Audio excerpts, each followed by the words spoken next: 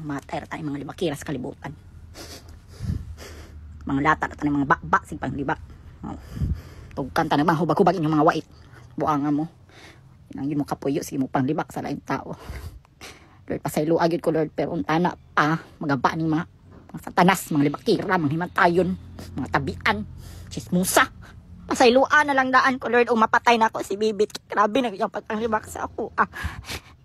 Pero Lord, og dili nimo itugot Lord. Tagai ko og sign.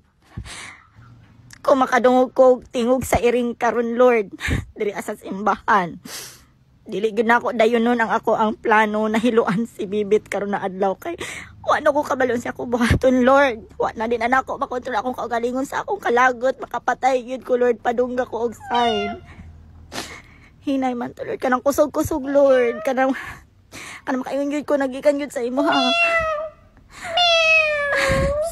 Lord, kay imo man kong gipunggan Lord na makasala sa iya ha.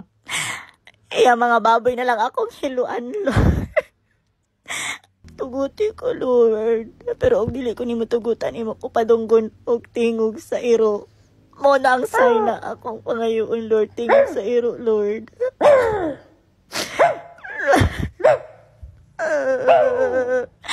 Ikaw ba yun ni Lord? Padunggan daw kong tingog sa wakwak Lord be kung ikaw yun ni.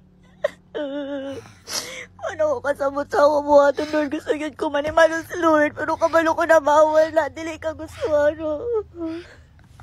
Louder Lord, dili yun ka gusto Lord.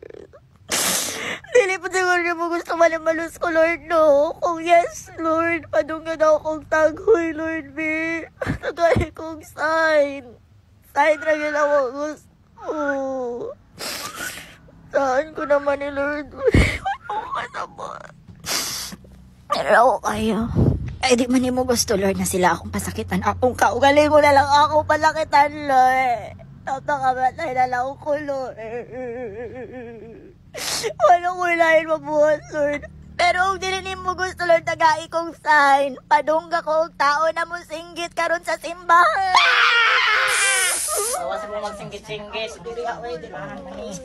Una anak. Kristo mo, mga nagkampi sa simbahan.